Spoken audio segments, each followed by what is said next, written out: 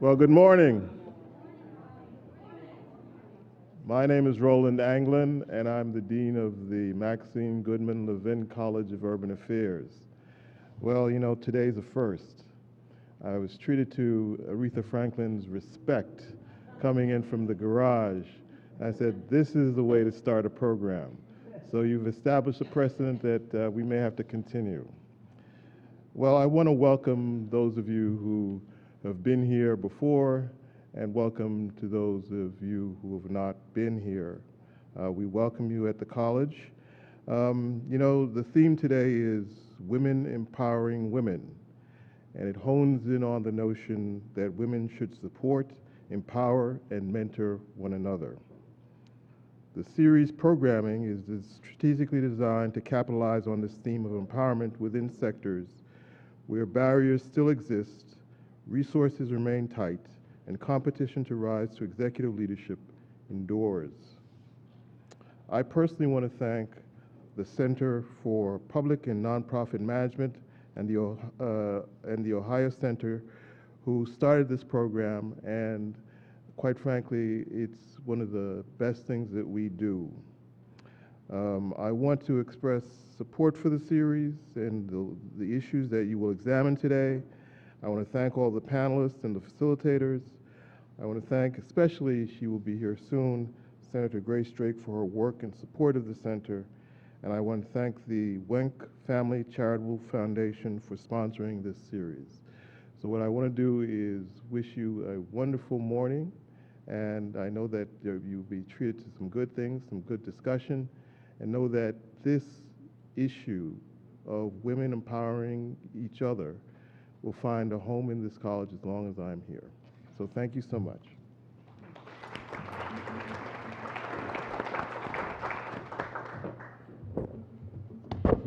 Thank you, Dean Anglin.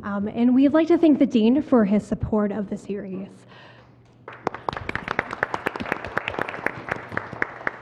Good morning. For those of you who don't know me, my name is Alexandra Hegel, and I serve as the program manager here at the Center for Public and Nonprofit Management. On behalf of the center, we'd like to thank all of you for coming today.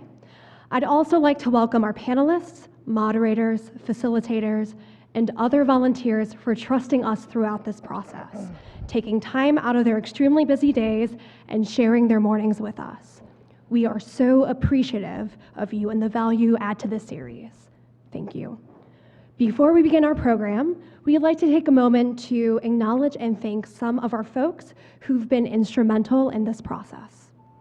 First of all, I'd like to thank Rob Zile, who I believe stepped out, the director of our center. Most of you know Rob, but if you don't know him, you'll probably get to know him today. Without his support and encouragement, this series would not exist. Secondly, the Women's Leadership Advisory Committee. Will you please stand and be recognized?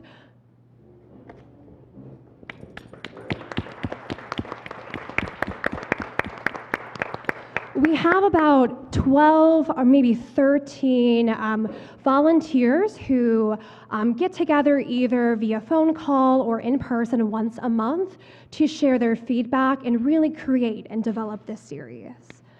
Without your energy, your expertise, and your insight, this series wouldn't be what it is today. You truly are the backbone, so thank you. And I don't think I have the proper words to fully express my thank you, but I'm going to try. So we wouldn't be here today if it wasn't for the support of Senator Grace Drake, who will be joining us in a few minutes. Senator Drake is the founder of the Ohio Center for the Advancement of Women in Public Service and started the flagship program here at the center, the mentoring program, which in my opinion is one of the greatest programs Levin and arguably Cleveland State has to offer. And that's actually how I got introduced to Chief Walker Minor, who is my mentor. She truly is an inspiration and motivates us to strive for greatness. And to arguably save the best for last, we'd like to thank our financial supporters. First of all, we'd like to thank the Levin College Women's Fund through the Office of the Dean, so thank you, Dean Anglin, for helping support this series, and the Wenck Family Charitable Foundation. We are honored to be joined by Dr. Wenck in a few minutes. I believe they are actually coming through the door right now. So we'd like to thank the Wink Family Charitable Foundation.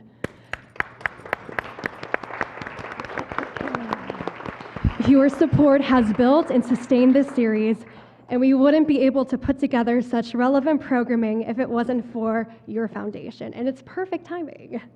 A simple thank you can properly communicate the appreciation we feel, but for now, we'll say it anyways. Thank you. Thank you. With that said, I'd like to acknowledge Senator Grace Drake and Dr. Phil Wank. And Dr. Wank, would you like to say a few words? Yeah, first, you guys hear me okay? First, call me Philip. I specialize in trauma. I work with traumatized children. And they never call me doctor. In fact, if someone says doctor, I look around like, yeah, so don't call me doctor, call me Philip, please. Yeah, why this is important to our family and our family foundation. My father went into a coma. When I was, wow. Yeah, I need it? Okay. My father went into a coma when my brother was 5, I was 4, my sister was 3. This was in the late 60s, and my mom was home because ladies didn't work then and stuff, and she was home with 3 babies. Nobody would help her. She couldn't get assistance from anybody. So what she did was, she knows how to love babies. We're Italian, what can I say? Wink's German, but, so she went to a bank and asked to borrow money. And the bank says, we don't loan money to women, but we'll loan it to your husband. And she says, oh, well, he's not feeling well, he's in the car.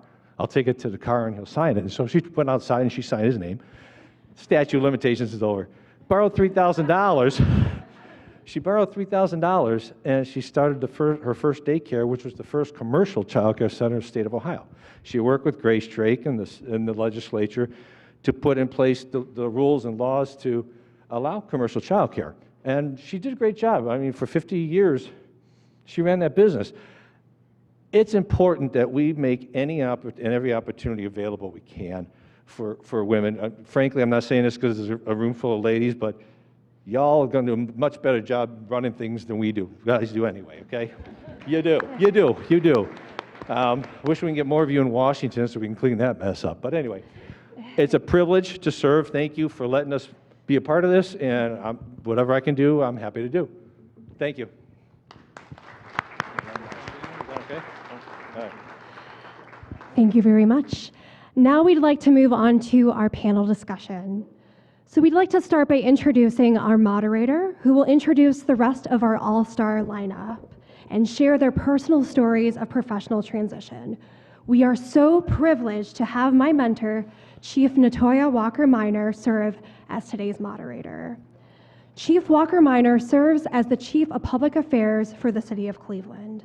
In this role, she provides executive leadership, drives policy implementation of mayoral priorities for 7 departments: aging, civil service, community relations, human resources, public health, the Office of Equal Opportunity, and Workforce Development. Natoya's career as a public service spans over 25 years in public administration and policy in municipal government, nonprofit, and government consulting. Additionally, she is one of the biggest supporters of our mentoring program, Leadership Academy, our Women's Leadership Series, and much, much more. Without further ado, please join me in giving a warm welcome to Chief Walker-Minor. Good morning. I am so glad to be here and to be a part of this. And I just want to, before I introduce these phenomenal women here, thank the Dean for his commitment to this program.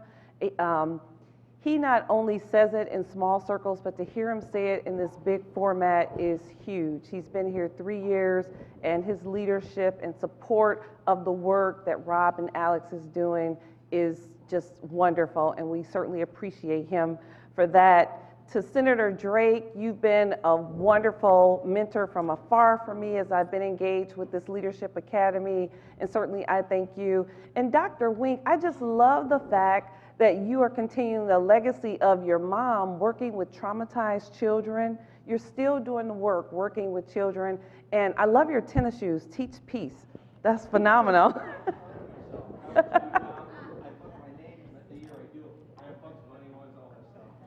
Very nice. I love that. Thank you. I am so pleased to be here with this esteemed panel today. They are phenomenal. They've been doing a lot of great work in this community for a very, very long time. And when Alex contacted me, we ran through a couple of names, and ironically, both of us had a couple of the names that are here today. And so right now, I just want to introduce to you Carrie Carpenter. Carrie Carpenter is at Huntington Bank. She's been there for about 4 months right now, but she's been in the financial sector for almost 20 years. 11. 11? Yeah. Oh, okay, so I'm sorry. But I met her, it feels like 20 years ago, in between financial services and then the nonprofit industry, and now she's back in financial services. She's also engaged with the Cleveland Foundation. She's doing some phenomenal work with the German Marshall Fund. Carrie Carpenter. To her left, we have Shilpa Kedar, who I also met. She is also very new in her role here at Cleveland State University in something called IoT, the Internet of Things. And I'm excited to hear from her as she talks about that, as the future of work really is engaged with data and technology.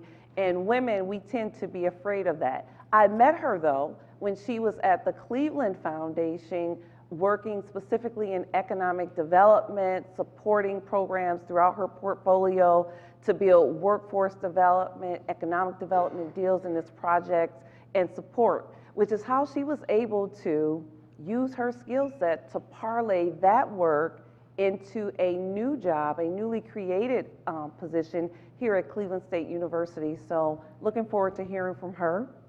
And to her far left, we have Zuma, who's been doing some phenomenal work in the community. She not only works with traumatized children, running those type of programs, any type of program that you can think of in the Buckeye Woodland area, East End neighborhood house.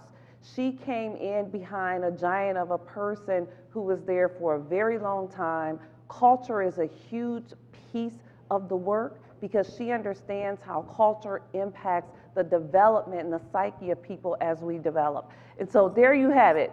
These are our panelists, and what I'm gonna do is open with a prompting question to each of them, so that this is very authentic, and then my questions will stimulate from their answers.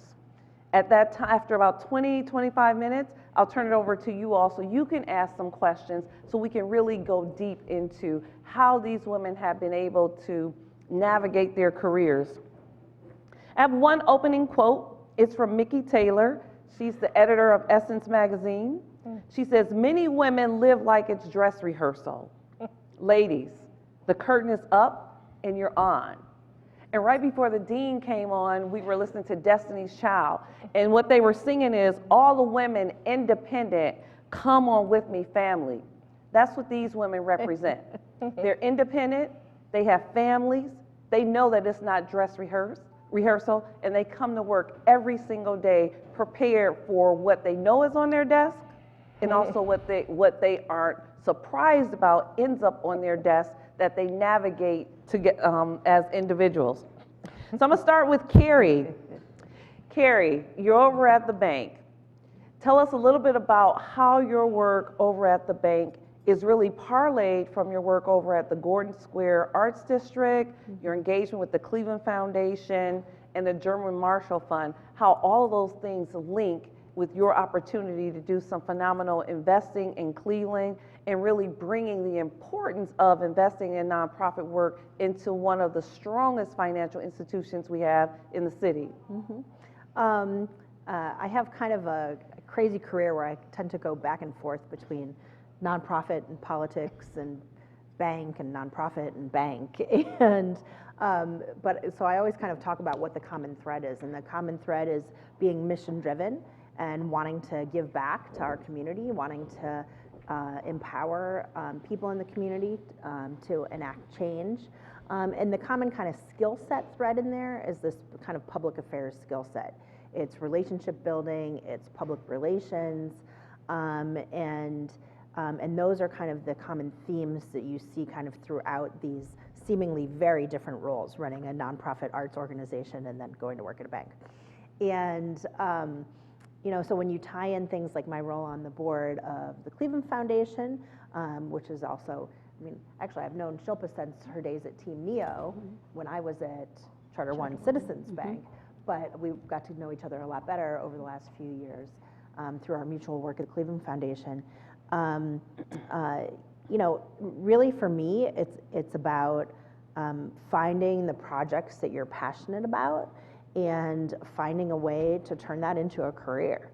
And, not everybody is, cut out for being like a salesperson of widgets at a company. I'm not that person, I know that. But I do function well in a corporate space where I get to focus on corporate citizenship, corporate philanthropy, and harnessing a company's work for good. And that's a similar thing that I'm doing when I'm at an arts district in a nonprofit role, for example. In Gordon Square, I was working with artists and working on community development issues, leveraging the arts, again, for the benefit of the community.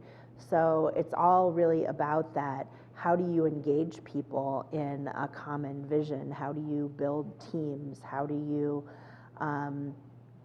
really get people rallied behind a cause? And that can be, surprisingly, at a bank, or it can be a nonprofit cause. And it's really just about kind of listening and getting to know people. And as you build those relationships, I think one of the really important things is to not make your relationships transactional. There's nothing, people hate more than, especially as a funder, when you walk into the room and you're immediately asked for money, or you're an individual donor and you walk into the room and you're immediately asked for money, or you run a neighborhood organization and you walk into a restaurant in the neighborhood and you're immediately asked for, a sign or something like that, or a bike rack. And so really just think about how you're getting to know people and how you're building those relationships, and just enjoy the people for who they are, and then kind of use that for the common good as you go along in your career. That was kind of a long rambling answer, but That's fine. But I have a long rambling career. But your answer, so I'm not going to go in sequential order, because Carrie's answer takes me to Zuma. She talked about not making relationships transactional. She talked about rallying behind a cause. And the work that Zuma and her team are doing up at East End Neighborhood House is mission driven, is passion driven. And Zuma's been there 21 years. And over her 21-year career history, she's now Chief Executive Officer. So the relationship she's built, because typically in organizations like that, people have staying power. So now she's leading some people that she was on the same level with. That means that those relationships could not have been transactional, because they're following her lead and they're delivering, they're performing, and she's building upon a legacy, which is very difficult to do when you come behind somebody. I mentioned that she came behind somebody, a gentleman by the name of Paul Hill, who was there. He built his entire career there. And if you say his name now in certain circles, he is literally a giant of a man. But she was able to come behind him, and she's not in his shadow. She is not in his shadow. And she's built her own space, taking that organization to the next level. And I'm sure that relationships were key to that. Tell us a little bit about that. Relationships, oh my God, I am a relational leader. I don't believe in leading any other way. The people that I work with, sometimes I spend more time with than I do with my own family. And that's, I think, the reality for most of us. We're at work 8, 10, 12 hours a day, For East End, it actually has become part of our culture that I require that we build relationships. We have fitted into even our performance evaluation because it is really important to feel and know that the mission that we're going after, we're doing so as a collective. And so, as you know, as you mentioned, I have been at East End for a long time already. I started my journey and relationship with East End as a volunteer. I was actually a student right here in this building. In between these two buildings, I got my degrees at CSU and have begun to do work with East End as a volunteer in various capacities. And so I got to know the neighborhood. I got to know the staff. I got to really become passionate about the history and mission of East End Neighborhood House, which has a tremendous history of leadership. Many women, you know, who were involved in the shaping of the history of East End. You know, the Cosbob sisters, you know, who came together, and it started as a sewing club, you know, for women who were Hungarian in the neighborhood to have somewhere to go and feel affirmed in who they were as women. And by the 1920s, they had serviced 70,000 families. You know, that's a long history of, you know, great commitment. You know, following the footsteps of Dorothy Smith, which people wouldn't know, but she had to fight the board after East End made a very, you know, courageous and provocative decision to service the Japanese community in the 1940s after World War II by giving them an opportunity to work in their community here in Cleveland, right? Or Marjorie Hall Ellis, who was the first African-American woman to actually run East End Neighborhood House and eventually ran the Department of Children and Family Services and decentralized the services to go back into the neighborhood. And 20-some years later, we're still doing that work today with our family-to-family program with the staff that we have at East End. So it's about knowing, you know, the history again and mission of, you know, what people have done before you, but it's also about building your own path as, you know, as a leader yourself, right? So that I have my own mission and vision and things that I wanted to do for East End, but always with the primary focus in mind being that neighborhood, right? Those families, those mothers that come to us, and children and seniors, and that continue to come to us every year. And for me, relationship is absolutely key to the work that I do, because if I don't like what I'm doing and I don't like to be with people, why would I be in this position for so long? You spoke about building a path. And in the history of the organization, you talked about women over the last century that built a path. Yes. From a sewing club to taking a risk to serve immigrants from Japan, and just being present and available in a community to meet need. Shilpa came over to this country, she and her husband. She's a recent American citizen. Yeah. She and her husband came over here, didn't really know what they were going to expect, but the one thing that they knew was that they were going to create their own path.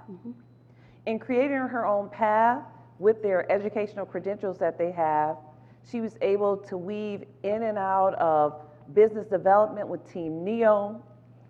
She was able to parlay that over to the Cleveland Foundation, and now she's here at Cleveland State University in something called IoT. It was new to me, the Internet of Things. And so she's continuing to demonstrate a path of resilience in building new things, taking risks. Tell us a little bit about that, and in the incorporation of your answer, tell us what IoT means. How did you do that? How have you been able to parlay from business development into philanthropy, into academia, into a new space, IoT? Sure. So let me, because you started with the story of me and my husband coming into the United States, let me start there and then work my way into IoT. So good morning, everyone. It's a pleasure to be here. I came to Cleveland, to the United States, because my husband was in a PhD program at Case Western Reserve University. So I was the trailing spouse. The plan was that he would become a professor, he would be the breadwinner, I was the trailing spouse, maybe I'll work. I was working in India before I came here. And that plan took a lot of twists and turns and did not work out. And so I ended up going back to school and got a second master's degree from Case Western in nonprofit management, and then did internships that led me to my job at Team Neo, which then led me to the foundation and now to the IoT Collaborative. The education that I had from Case Western and from my postgraduate degree in India, that education and the skill sets that got developed along the way is what allows me to transfer these from one content area to another content area. Right, so a lot of these skills are quite transferable, and I'll go back to some things that Carrie was saying. It's about facilitation. It's about understanding people. It's about reading the room, having those relationships, being able to build coalitions, make sure that everybody is being heard. And this applies to the for-profit sector, the nonprofit sector, the quasi-government sector. And those skills, I think, have stood by me as I've transitioned from, I was all set to go into a social work type of program, because I came into the MNO program, my best friends were social workers, I was headed there, and then my boss in my internship said, hey, I'm gonna go take up this very cool new job with a complete startup nonprofit organization called Team Neo, and I know you have that little thing called H-1B that you need to figure out. I promise you we will figure out the resources to get you your work visa. And I took a huge leap of faith. I was almost on track to going and joining the county for a job in program evaluation, which would have been more stable and secure from the H-1B point of view. And I took this huge right turn and went into economic development and business, and knew nothing about business attraction. But, and nobody in school teaches you how to do business attraction. I mean, now CSU's program is is teaching so much in economic development, but I wasn't trained in that. But you go in and then you start performing, because the skills are so easily transferable from what I was doing in India to Team Neo and then to the foundation, which was, again, about building coalitions, facilitating, making sure that you are able to hear people, crystallize things into an action going forward, hold the team together as it goes through the ups and downs, and then serving as a catalyst where you need to have change. IoT. All right, so for the last 2 or 3 years that I was at the Cleveland Foundation in my tenure there, I was the program officer for something called the IoT Collaborative. It's a partnership between CSU and Case Western Reserve University. How many engineers do we have in the room? Good, all right, so now I'm safe. So IoT, because everybody cringes when I describe what IoT is. So IoT is called the Internet of Things, and it's about sensors. Those little things which tell you your hand is there and the water should come out. So those little sensors can be embedded in so many places, like the water faucets. They can be on street lights, they can be underground, they can be in your hearts, with your pacemakers. So there are multiple applications of where these sensors can go. And when you have a lot of sensors that are connected, that are capturing data, and then you have a lot of data analytical capability that analyzes this data and in real time can be taking action, right? So whether that's the Spotifyer, if I got that right, which says, oh, this is a gunshot sound, let's make sure that the street lights are all lighting up full power so that it is easier to make sure that the neighborhood is more secure. So there are applications in hospital systems, in the operating theater. There are applications in the home to make sure that our kids are safe, our senior citizens are safe. There are applications in neighborhoods, and that's called smart cities. So anyway, I was the program officer to bring the two universities together to say, we need to be competitive. This is all about economic transformation. Pittsburgh has done amazing things in the area of robotics. There are other areas in the country, in the world, that are really growing in these technology-based spaces. McKinsey had said in 2015 that the economic impact that's possible from IoT is $4 to $11 trillion, trillion with a T.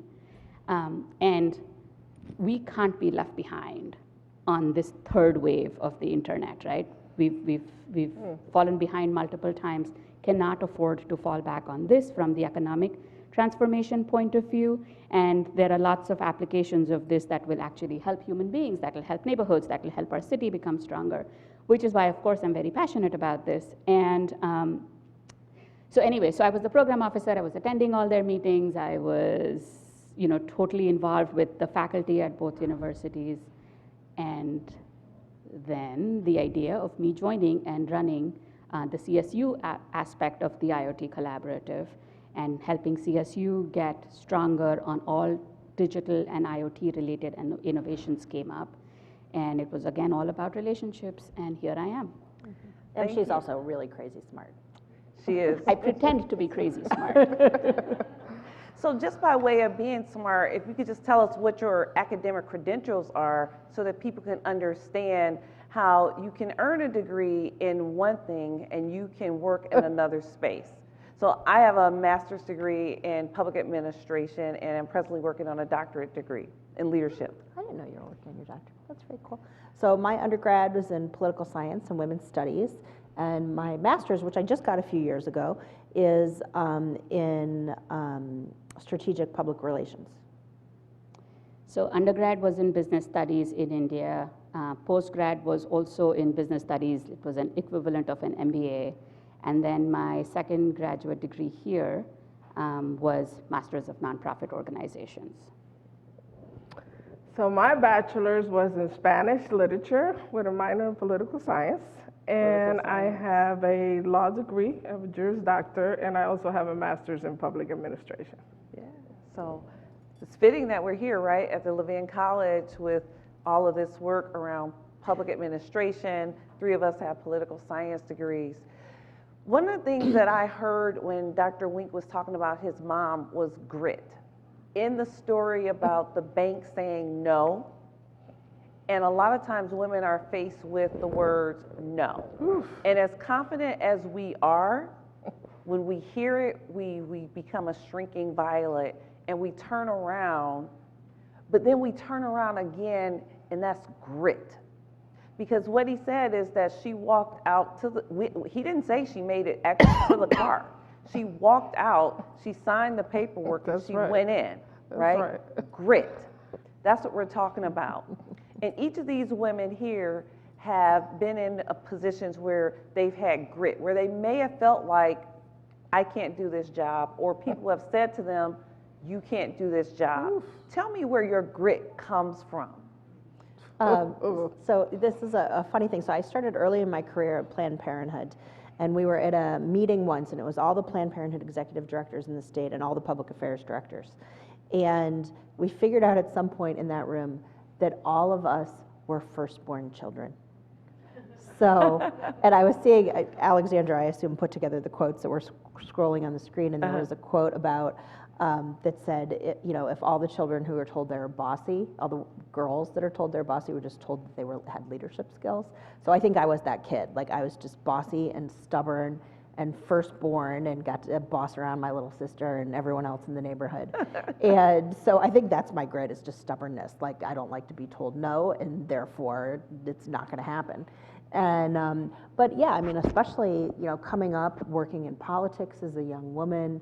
Little tips like dress for the part. I mean, like now in banking, like I wear suits like kicking and screaming, and that's unusual in banking, right? So I call them my banker's costumes when I wear the black pantsuit and stuff like that. But back then in my 20s, I wore suits all the time because you're kind of dressing to be taken seriously, and it's unfortunate you have to do that, but you do, and even early when I started working in banking, which was in my 30s, I would go to these meetings and go to community leader meetings still today, and I'm sure you experience this a lot as well, because we're in a lot of the same kind of community leader rooms. A lot of times you'll be in a room where it's all men and one woman, or one person of color. Great. So I have, by design or by accident, always ended up in situations that I'm very uncomfortable in. And so then I just go into survival mode. And when you're operating in survival mode, you figure out the courage to say things and do things that you wouldn't otherwise do, like negotiating for a salary. I'm like, oh my God, I'm the single earner for a family of 4, now 6. And I'm like, oh my God, I got to negotiate, right? I carry the weight on my shoulders. If you've come across, if you've come over the ocean to a whole new continent or a whole new culture, and you have no family here, you figure out a way to make it work. And I guess that's where, so it's great for me is linked to survival instincts. Sure. Yeah. Zuma. So I would have to say it is the influence of other women. Starting from my mother, my grandmother, my mother-in-law who passed away but was actually my best friend.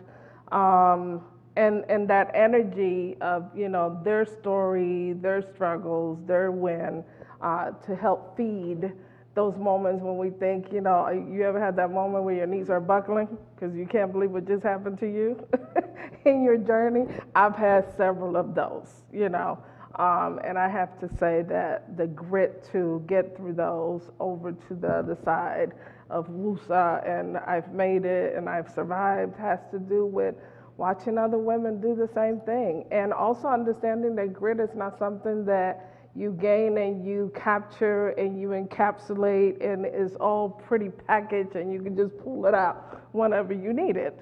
You have to continuously evolve and grow into that and gain that grit. So that yesterday I had a conversation with a phenomenal woman who's writing a book about Toni Morrison, and she's telling me about the leap that she took of leaving her grand position to write this book and follow her passion. And what was I doing?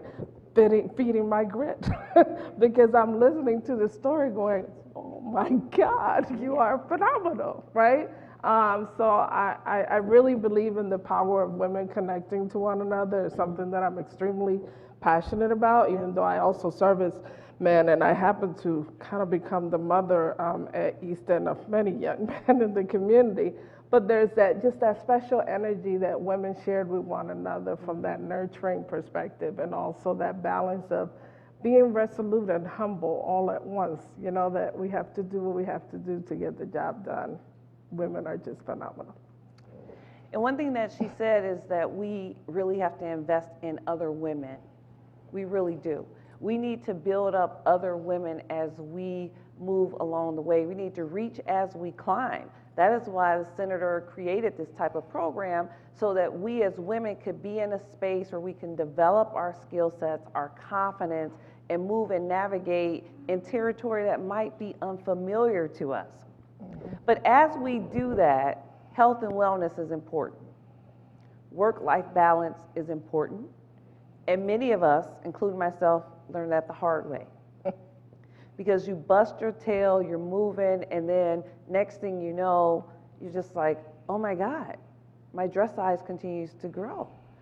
Oh my God, my cholesterol is high, because you're eating fast food, you're staying at work all night, you're sleepy during the day. Work-life balance. Some of the women up here have families, husband, maybe divorced, children, partner, what have you. You may have that. How do you manage work-life balance? We're working on it. Yeah. Nobody does I always it. have the most wrong answer to this because I don't know that it's possible. And I always have the extreme answer. Like, I don't know that I could have made the career choices that I've made if I had a family. Now, I never wanted to have kids, so it wasn't like I chose career over having kids. I never wanted to have kids. But I don't think I could have done some of the jobs that I had in the way that I did them with responsibilities for children. I have a dog and I do foster care for other dogs, and that's a stretch, and that takes a village. And so,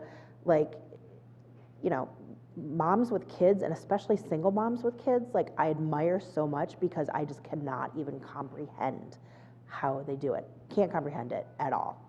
The daycare ladies, they hated me. I was always like, I'm 15 minutes away, and they're like, you're already a half hour late. I'm like, traffic. They're like, not every day. I'm like, please. Yeah, and I'm not a morning person, so I can't work out in the morning. I'm terrible. I'm the worst example of work-life balance. I have nothing to offer. Shilpa has Go on vacation. Shilpa has a I'm a set good of vacationer. twins. Yeah. The Yes. twins are what, 3 now? They will be 4 October and Wow. yeah. So I think I'm with Carrie on this. I don't think that there is a way to have work-life balance, right? You just can't do it. The best you can do is to, this is controversial, but lean in on one aspect of your life for a few days or one day or 1 hour or whatever, and then lean in on the other one. And you're either failing on this front or you're failing on this front, right?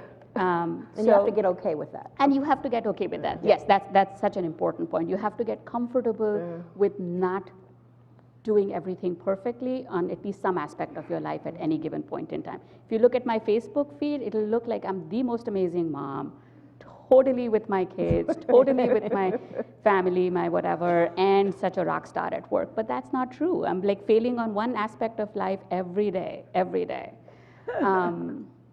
I don't know, I can go on, but Striving. I think that, I agree with you wholeheartedly. This sort of perfect image of doing it all at once, it's just like saying multitask and get the task done in a day. Man, come on.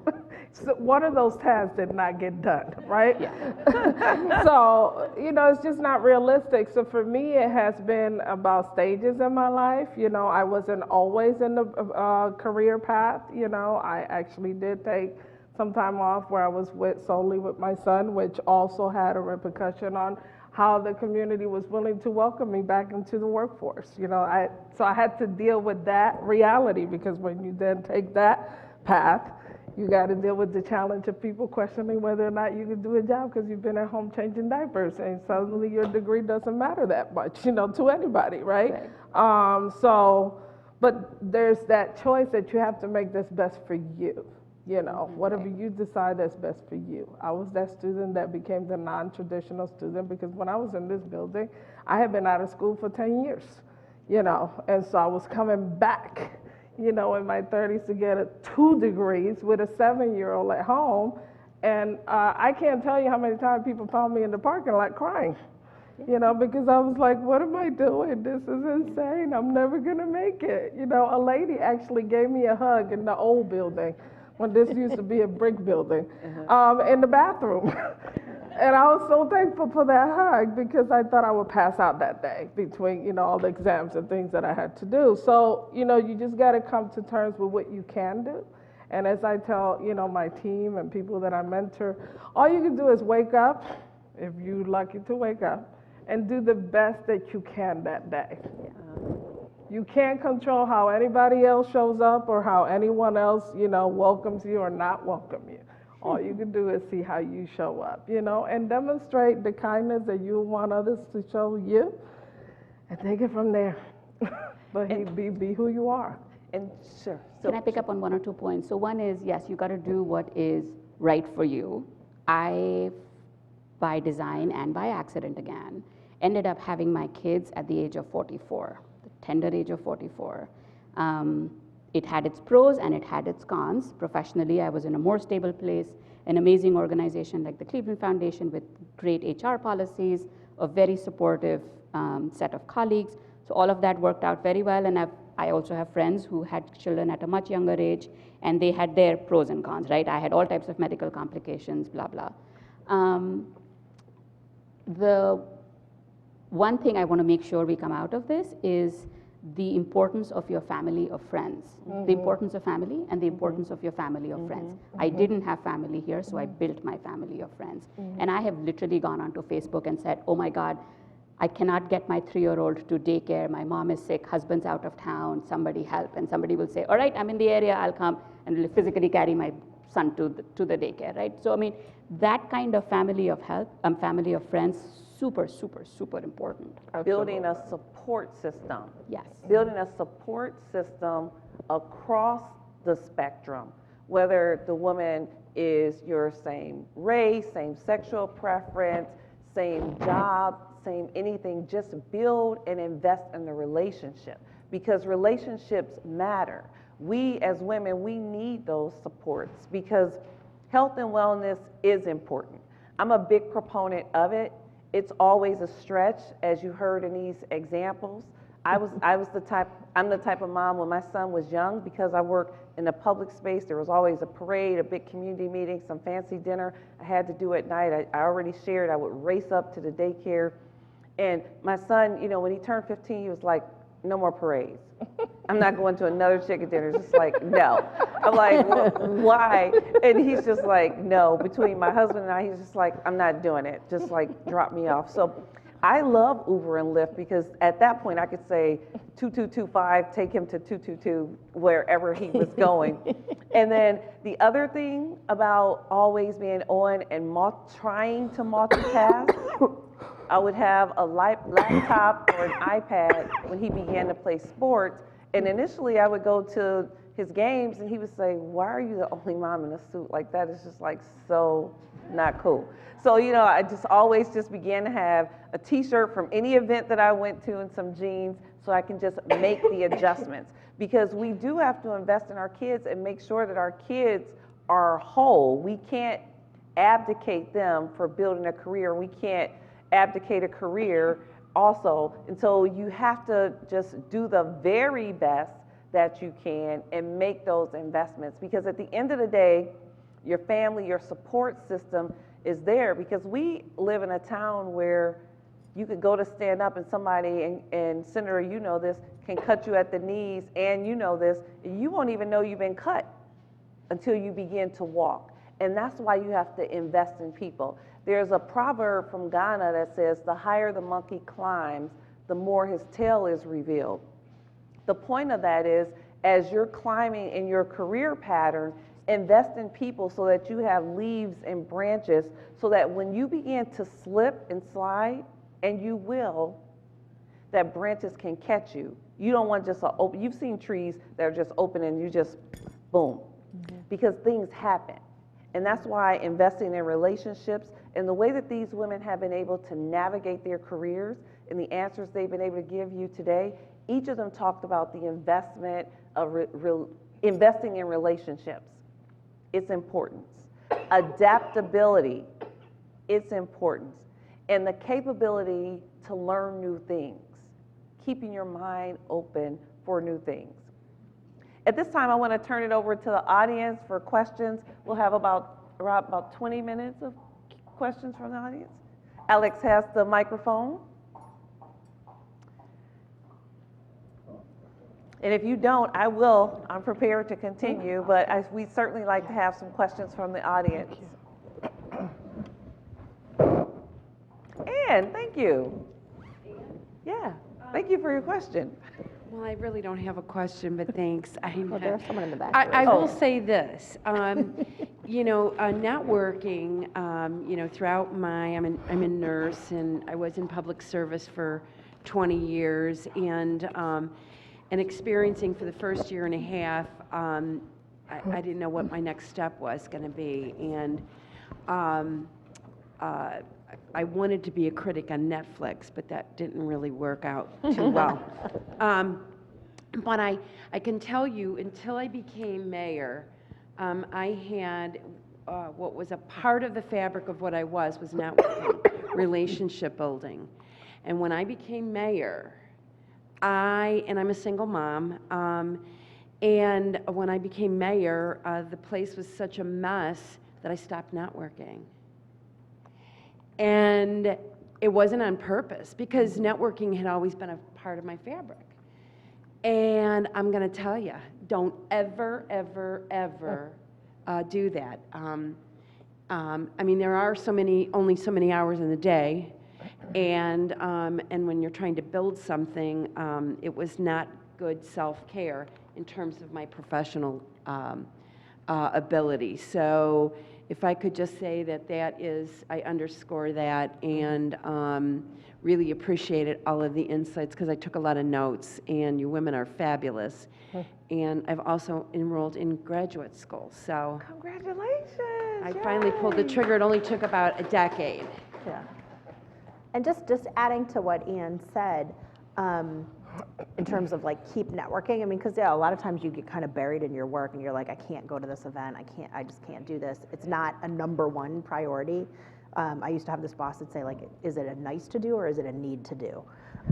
Still make sure you do some of the nice to do's. And I found myself when I was at the Arts District, you know, so heavily involved in the arts that I was like, I need to, and I also live in the Gordon Square Arts District, like I need to make a point to leave the neighborhood once in a while. I need to make a point to occasionally go to a business event, so I'm still in the mix of the business community. But I had to make a conscious effort. Like after a year, I was like, I'm not really doing these things anymore. Like I have to make a conscious effort to like make an appearance once in a while. Yeah, you just get too busy and something's got to give, but you need to make sure you still do it. Yep. You'll never do that. That was a great point, Ann. So speaking of networking, this is questions for Carrie Carpenter. I'm Lisa Newberger, and you and I met at 40 under 40. I'm a little bit over 40. But, okay, you're supposed to Me laugh too. at that. You look amazing. Thank you. You get better with age, ladies and gentlemen. So my question to you, Carrie, because it was something that I asked you at that event, I'm going to ask it to you again.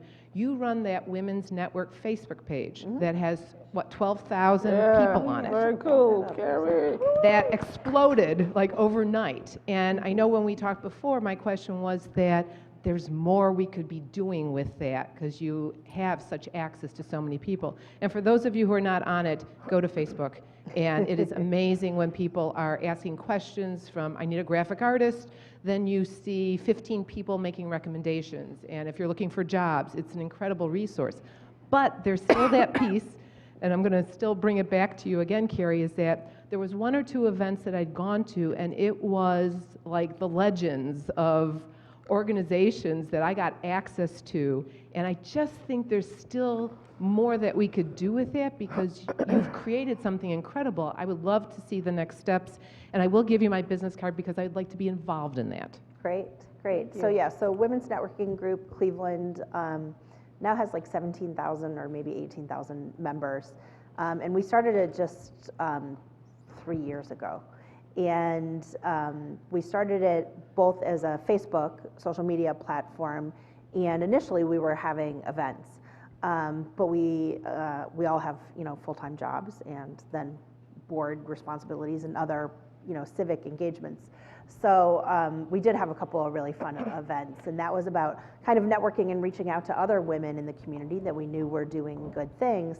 You know, when we started the page, it was really about promoting gender equality. And as people started joining the page, they kind of drove the content, and they drove it to evolve into job advice and job sharing, a lot around career transitions advice. So people post like, I want to go from this field to this field. Does anyone have any thoughts on how to do this? Or I'm thinking about going to grad school. What do you think of this? And so it's been really interesting to see the evolution. Most of what I post is still on gender equality issues, but that's not most of what everybody else posts. And so yes, I think there is a need for activities. We actually shared, Alexandra sent the information to me, and we shared this event on the page as an event. But the reality is as life gets in the way, it's hard for us to actually have events that are driven by me, because I just can't do it. But you know, as we can share content of all of these other great organizations in Cleveland that are doing things, I think that's our role, is to foster this social media platform for conversations and to share content that a variety of groups are doing in Cleveland and bringing forward. Thank you. Yes. Hi, my question is for Carrie, but then maybe also for everybody, depending on what her answer is. You mentioned corporate citizenship, and I was wondering if you could kind of talk about that a bit more, and then maybe all the other women's kind of experience with that. Zuma, you talked a bit about how like coming back into this environment was really stressful, and I can very much relate. So I just would like to know about that. So corporate citizenship is about helping companies do good in the community. And some companies kind of have it in their blood, have it in their core culture. Some know they need to do it. Some are required by regulators to do it, and some just don't get it. And so you'll hear it called corporate social responsibility sometimes, but that's also more in measuring the company's environmental impact a lot of the time. So I like to use kind of the narrower definition of corporate citizenship. And with banks, they're bank regulators or require banks to comply with what's called the Community Reinvestment Act. So they're actually required by regulators to do certain things in the community.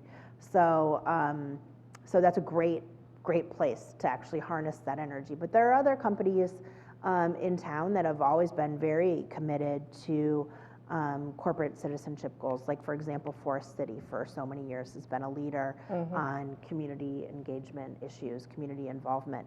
And I think, you see organizations like Greater Cleveland Partnership that you think of as like a big business CEO organization, which it is.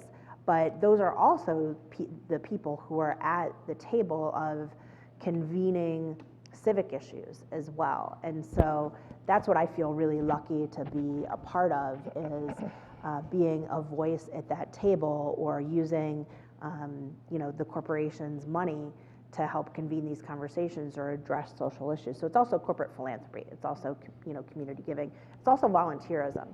So just in the Greater Cleveland region alone, so mostly City of Cleveland, but Greater Cleveland region alone, our colleagues did 1,200 hours of volunteerism just this year. So PNC has a great volunteerism program. KeyBank has a great volunteerism program. So colleagues really like that stuff. They want to do good in the community. They want to be mission driven, and so there are a few lucky roles at those companies that get to help kind of harness that excitement and direct that excitement. Zuma. Well, not sure what the question was directed to me about corporate responsibility. It was about your leaving the workforce and coming back. Oh, leaving the workforce and coming back. Got it. I was going to say, I would like for that to go a little deeper, corporate, the corporate work.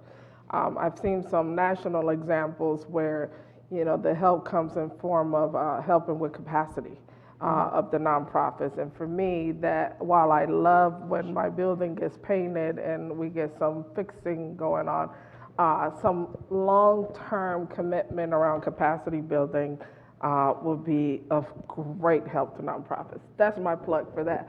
But as far as coming back to the workforce, it was really difficult. Even graduating from here, when I graduated from here, so now I have, I had experience from my prior work, and I'm originally from Newark, New Jersey, and I have been already in the social service world right after graduating from Rutgers. So I had experience, have worked in the correctional system, have worked with women, have worked in HIV and AIDS, then I get a master's and I get a JD, and I'm like, Cuyahoga County, here I am. I was unemployed for 2 years. Wow. But, as, being resolute and humble all at once, I didn't give up. I literally went around to nonprofits in the area and introduced myself to them. I actually approached my predecessor about East End. I had already done some work with him, in leadership development. Some of the work that I do involves working with bringing groups together. And so I had directly approached him and said, hey, I know you're probably thinking about retiring. Do you have a successor in mind? Is it going to be your son? Do you have somebody within the organization? He said, no. I said, well, I'd like to be that person. So let me know when you have a job. Give me a call. But that's the path that I want to take. Sometimes you just got to be really bold and go for what you want, and for us women, sometimes it's most of the time, so just, not having that support system, women, network, my mother-in-law, to help you stand up and, pick yourself up and brush yourself off from, the little heartaches here and there, but going for what you want and being really determined about that. And, I said even to the networking, it is really hard, for you to network sometimes when you want to really build your baby. And for me, coming into East End, I really wanted to focus on building the staff and our mission and our processes and our operations. So it's really hard, to find the time to network, but you really do have to find that time to do that. And as a woman of color, just to be very frank with you, sometimes you got to invite yourself to rooms that you've not been invited to, and that's been real in my entire career. Exactly. Yeah. And there's plenty of stuff out there to go to that's free, too. It's not always about a ticket as a barrier to entry. There's plenty of stuff to go to that's free. And then sometimes you have to just latch on to people. I mean, I had attended an event and I heard Zuma speak, and maybe 3 years had passed, and Carrie and I are all alumni of this program called the German Marshall Fund. Now, you don't know who has gone through, and I happened to see her name on a list. I was hosting a home visit, and I just said, I don't just want my husband and I to be there. I mean, I want a whole diverse conversation. And she didn't know me from anybody.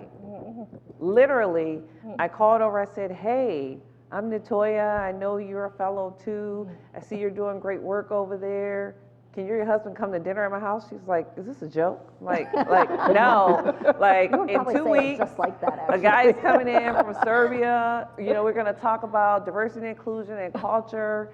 And his ideas are around religious philosophy and social justice, which is my husband's area, but he also wanted to talk about culture. And so I said, come on over. Are you scared of dogs? I got a Cocker Spaniel. I'll put them up. And they came.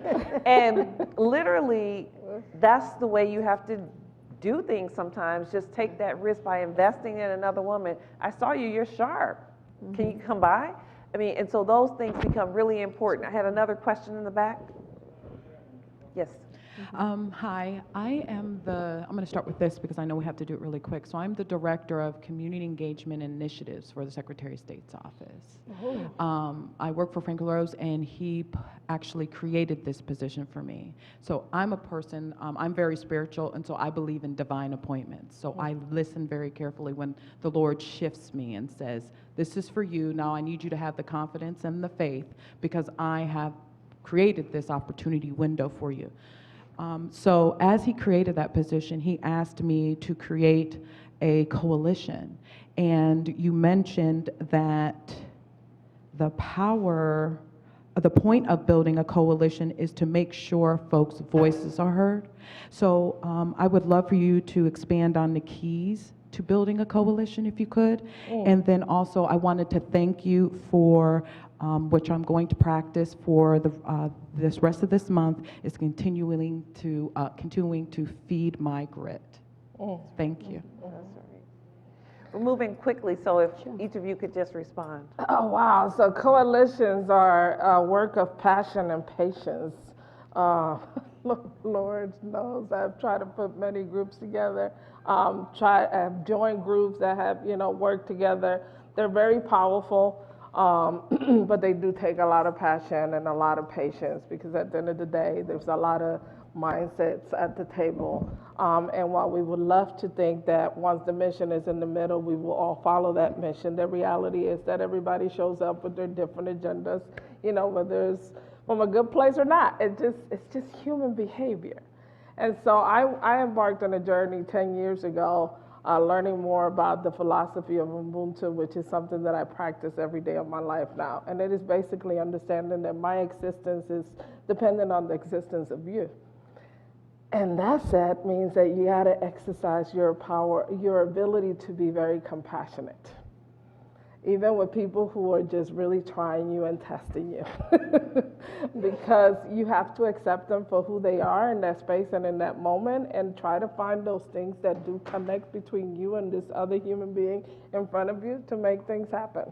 And that's just my way of being able to show up calmly and, as much as I can, and, calmly not all the time, because those who know me, I also say what I mean and mean what I say at any meeting, in any boardroom, no matter who's present.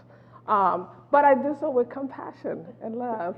So that's my 2 cents. So I'll be very brief. I think the answer to your question was in the question itself, which is the art of building the coalition is making sure that people feel heard, people feel seen, people feel heard. And then if you keep working with them throughout the process, and some people may need to leave the coalition, some people may, so things will happen, but just constantly being open and transparent with everybody as a group and as individuals, the number of sidebar conversations that needs to happen as you're building a group, a cohesive group to work on any mission, the sidebar conversations take up way more time than the actual coalition meeting and setting the agenda and facilitating the meeting. It's everything that happens before and after those meetings that help you build the right coalition. And I'll share one thing that I always harp on for community conversations is there's a big difference between input and feedback. And too often in our community, we are convening conversations after something has already been decided. And we're asking people for their feedback, but we actually don't really care what they're saying anyways. It's just like a token meeting. And what we need to be doing is before we have preconceived ideas, convening that meeting for actual input. And then, even if and it doesn't mean you have to take all of their ideas, it means you should take some, but it doesn't mean you have to take all of their ideas, but then you have to communicate afterwards what you're doing and why. And if you're not doing something, that needs to be part of that why. So input versus feedback and communicating why and why not. We have one more question. Back on this side, back here. I'll be brief. It's actually turned more into a comment because you guys have been so thorough and so open. I just appreciate that. So I've always been told that I have authority issues when, in the work sector. And so what I've learned and what I've taught my children is, yes, you need to respect authority and you need to obey first, question later, right? The questioning is the important part. Why are you doing? What's your motivation? But the authority side of things, from what I'm hearing from you gals, is that what may be perceived as an authority issue is actually the tenacity and the perseverance that we actually innately have without an outlet. Is that an accurate statement? I don't know. Do you want to? You know, I think you have to show up, and I think you have to make decisions. Some battles, what did Kenny Rogers say? Sometimes you got to know when to hold them, know when to fold and know when to fold. and sometimes, literally in 5 seconds, I can have a 5-second conversation on what my response is going to be, because you know, if it's going to push you to the edge, there are going to be repercussions. But you also know if you don't articulate your point, you're going to feel like you sold yourself out. And so it's the way you respond and what you say, not exactly what you say. And there's an art to that. I would say this, I share this with my staff all the time. I've actually coined it as MSN. And that means that in our work, we have to make a decision sometimes in a minute, right? You have no time to look over anything or whatever, and you got to go with your gut and your authority in that moment and make that decision. Other times, I have enough time to get myself a snack. I know me, and if I haven't had coffee or something to eat, I'm not as pleasant as when I do. And so I do that, right? And the final is a nap. Sometimes you got to think on something, right? And that means you might have to take it home overnight. You know, think about it, research it, mull it over, go to your team, and then make your decision. And that speaks to your delivery. You're a leader, you got to know when you can say something, when you need to step back, and when you need to think it over and give it some deep thinking. But you also need to know, like, the boss is still the boss, and the boss is the ultimate decision maker. And you want a job where you're empowered to push back, right? And the nuance of how to do it, but you also need to know when to stop. And I think this is a challenge I've had with one particular, I'm not classifying all millennials, but one particular millennial staff person in the past is this mindset of, like, I'm asking for her input and her thoughts, but that doesn't mean I'm going to take all of them. And it's that sometimes with her in particular was this lack of understanding that I'm not, just because she said it and that's her opinion doesn't mean I'm going to take all of it. And I need to, again, that's a communication issue, I need to communicate back that I'm not taking it. But as the boss, I technically don't have to do that. Like, it's my decision to make. But I want to be a good team member, not just a team leader, but a team member in that conversation. Alex. So we have one last comment back here. From the city I just wanna- councilwoman from South Euclid. My name is Sarah. Closing line. I just wanted to say thank One you closing so much to line. this panel. I love hearing these phenomenal women doing amazing things. I just wanted to say, in all your striving, it's so important, as you're networking, as you're pushing, as you're time managing, to take time for you. Don't forget that, because it's really easy in this day and age to get burned out. And I'm already I have close people that I've been talking to that have been really struggling. So don't forget to take that bike ride, go dancing, take that vacation, and do you too, because, everything else will be harder if you don't. That's all. Thank you. And I just want to make one closing statement, because I know a lot of you are actually in career transitions right now. And this is the kind of a philosophy that I've gone by, kind of going back and forth, is you don't have to know where you're going or where you want to go next, as long as you keep moving forward. So just don't get stuck, just keep going, even if you don't know where you're going. Join me in congratulating these phenomenal women.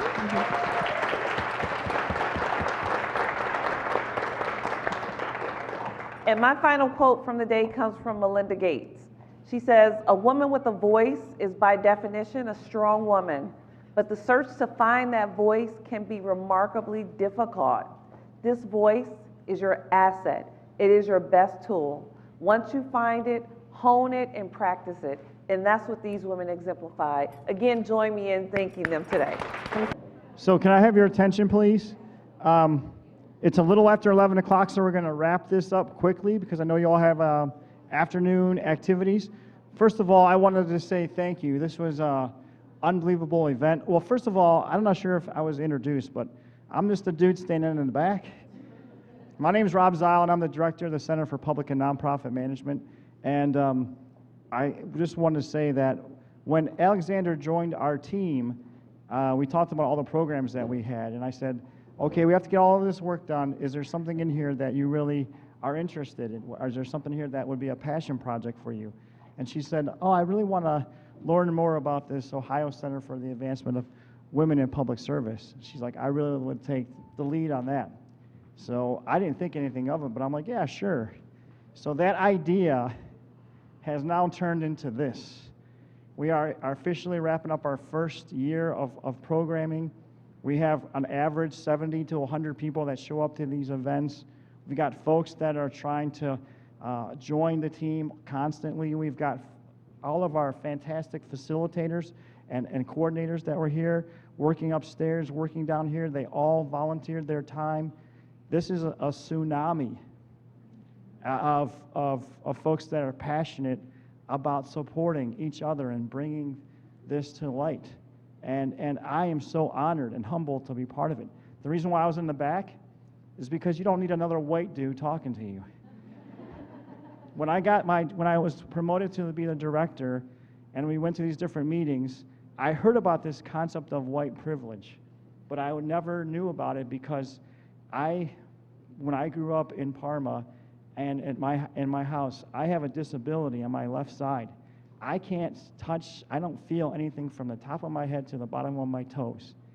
And in my circle and in where I grew up I was totally the outcast. And they told me to sit down and be quiet and don't do anything. And so from that time, I was determined that if I ever had a chance to be in a leadership position, that I would never, ever allow that to happen again to people I work with and for and my team. So this center that we have is under 2 years old. I've been here for 17 years, and this is my second year in leadership. And from day one, my whole job is to be a lineman. I think I should apply for the Browns. I think they need some help. But my job as a director is to totally clear out the obstacles that are in our team's path. And my job is to make Alexandra and the rest of our team members all-stars and superstars that I know that they are and that they could be. So you're not going to hear a lot from me other than to say thank you. Whatever I can do to help you, let me know. And this is just the beginning of many years of programming and hopefully other ways that we can help you advance your professional and personal lives. And I just want to thank two people for this opportunity. My mentors and the person that has had my back over those 17, 20 years is Senator Grace Drake. If it wasn't for her, I would not literally be here right now. She's had my back through thick and thin. She's been my coach, my advisor. I would even say that she has been not only a role model to me, but my mom passed away 10 years ago, and Grace jumped into that role. And I consider her to be family. And so this is her program. Thank you. I love you very much. We couldn't do this without it. And I want to say, one more thing. I know you're trying to go home, but I want to say one more thing. We had this great idea, Alexander, so we can do this. We can put this together, and here's the whole portfolio, how we're going to do this. We had no idea how we were going to sponsor this. We had no idea how we were going to pay this off, and what we said was, God will provide.